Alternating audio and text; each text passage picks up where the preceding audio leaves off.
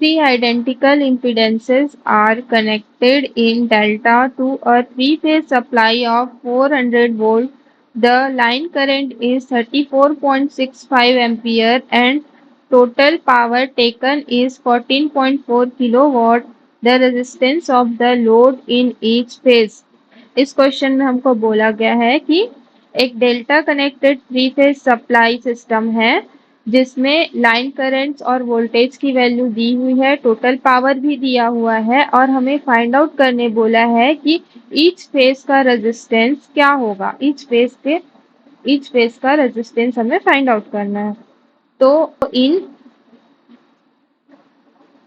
इन delta connection हमें पता है कि डेल्टा कनेक्शन में जो फेज वोल्टेज होता है वो लाइन वोल्टेज के इक्वल होता है और जो लाइन करंट होता है वो √3 times of the phase current होता है। और हमें निकालने क्या बोला है, हमें निकालने के लिए बोला है आर की वैल्यू निकालनी है।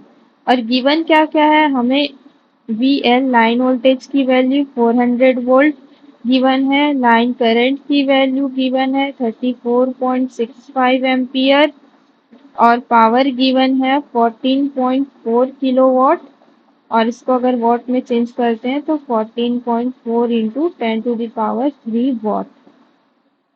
ठीक है, अब हमें आर को फाइंड आउट करना है। तो आर निकालने के लिए हमको क्या पता होना चाहिए, cos of phi is equals to R by Z होता है, ये तो हमें पता है। ये कहाँ से होता है, ये होता है इम्पीडेंस ट्रायंगल से।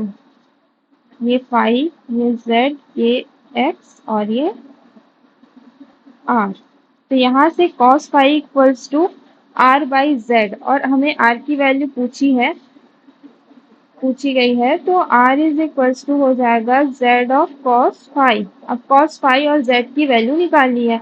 अब z की वैल्यू क्या होगी, हमें पर फेज होगा ना, z पर फेज होगा ये, तो ये होगा v phase divided by i phase.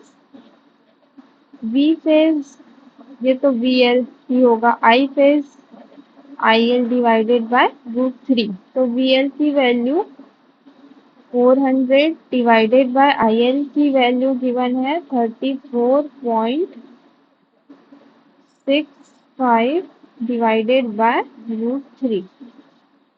तो इसको सॉल्व करने से हमें ZPH की वैल्यू मिल जाएगी 19.99 ओम। ZPH वैल्यू मिल गया।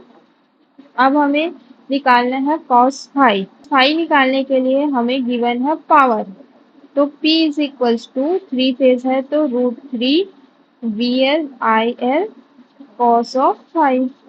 P इज गिवन, P दिया है हमें 14.4 into 10⁻³ watt is equals to √3 into 400 into 34.65 cos of phi.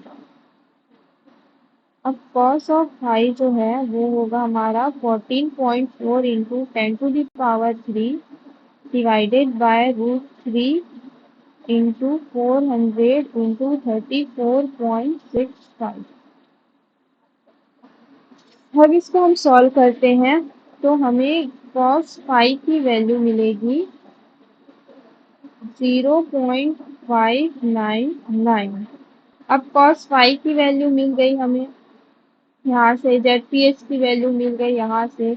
अब हम दोनों की वैल्यू को इस इक्वेशन नंबर 1 में पुट कर देते हैं तो क्या आएगा, R is equals to Z की वैल्यू मिली है हमें 19.99 ohm and cos phi is 0.599।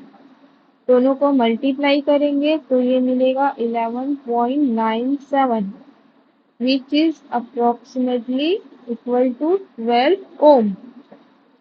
इसका मतलब ये हुआ कि resistance of the load in each phase is 12 ohm। अब ऑप्शन में देखते हैं, option number 4 is the correct one.